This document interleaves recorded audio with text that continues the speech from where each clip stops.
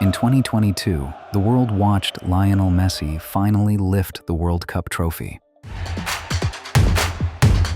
Across 4 tournaments, Cristiano Ronaldo chased the same prize and never quite reached it. 2 of the greatest players who ever lived, defined by one piece of gold. But underneath the drama on the pitch, an entirely different game was being played on the balance sheets.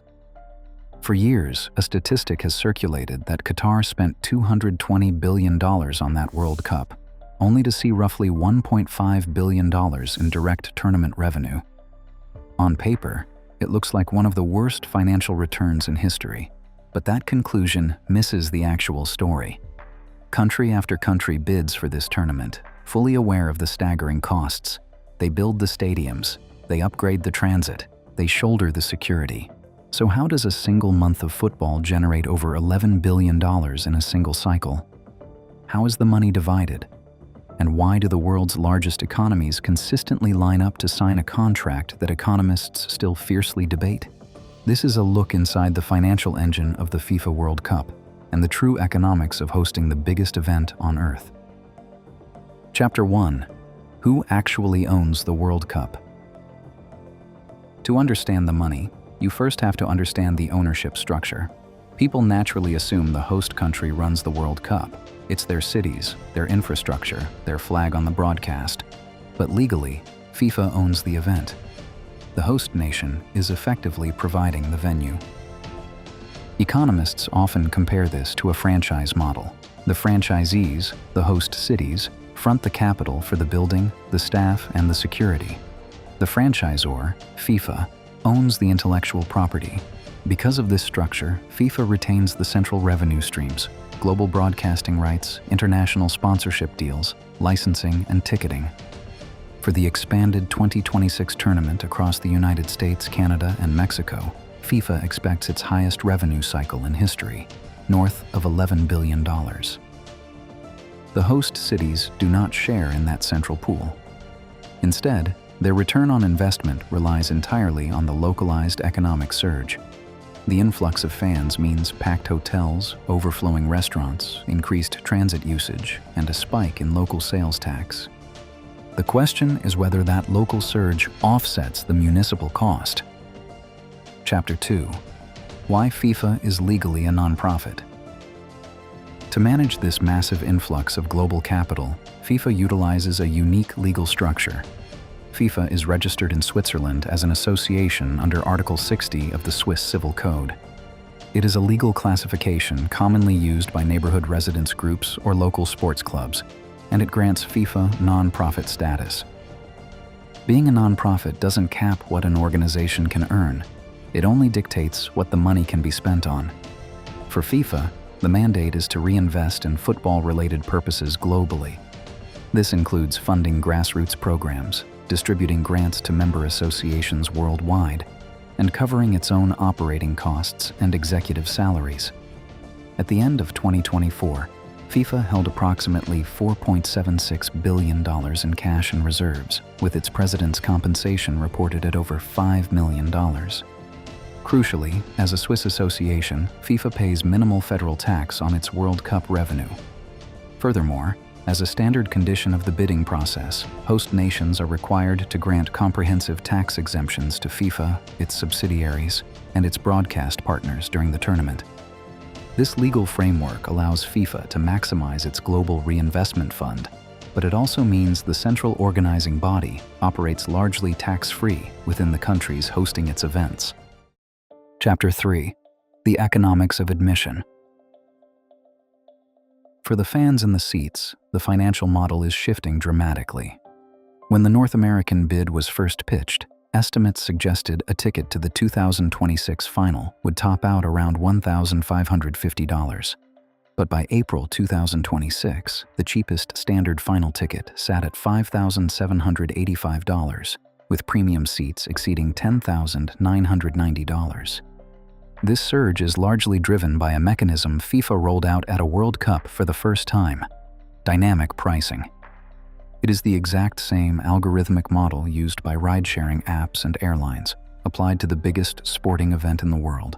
When demand spikes, for example, after the US team won its opening match, ticket prices for their next game surged by roughly 68% in a matter of days.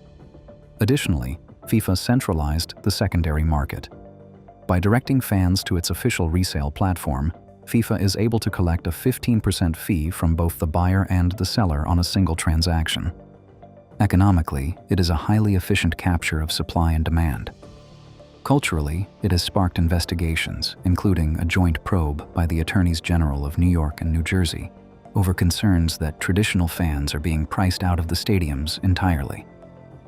Chapter 4. Do host cities actually make money?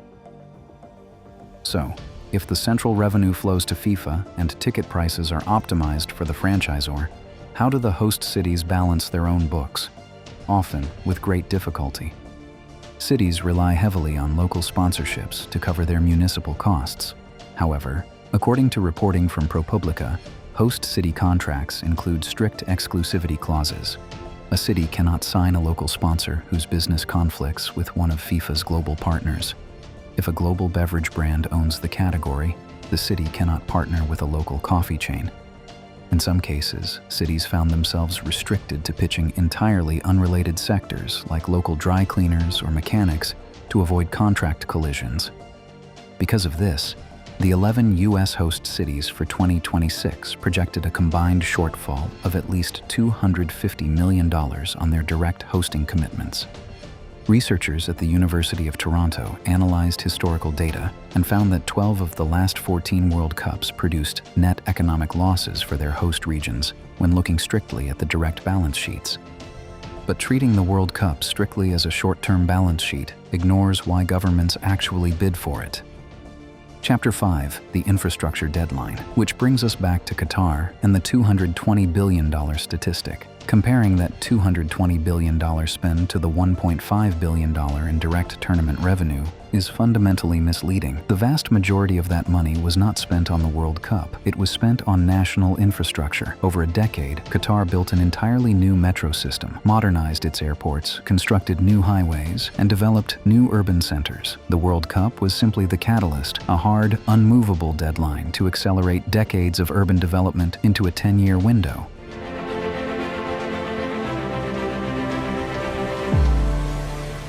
Economists refer to the secondary benefit as soft power. The World Cup is one of the most potent branding tools on Earth. For 1 month, billions of people focus their attention on your country. Host nations buy international prestige, tourism branding, and a platform for geopolitical influence that no traditional marketing campaign could ever achieve. The stadiums and the immediate financial losses are very real, but the asset being purchased is long-term global relevance. Chapter 6. The ultimate value. The FIFA World Cup is arguably the most complex, asymmetrical business arrangement in modern sports. One organization holds the intellectual property, controls the central revenue, operates as a non-profit, and optimizes ticket yield. Meanwhile, host nations absorb the operational risks and the infrastructure costs.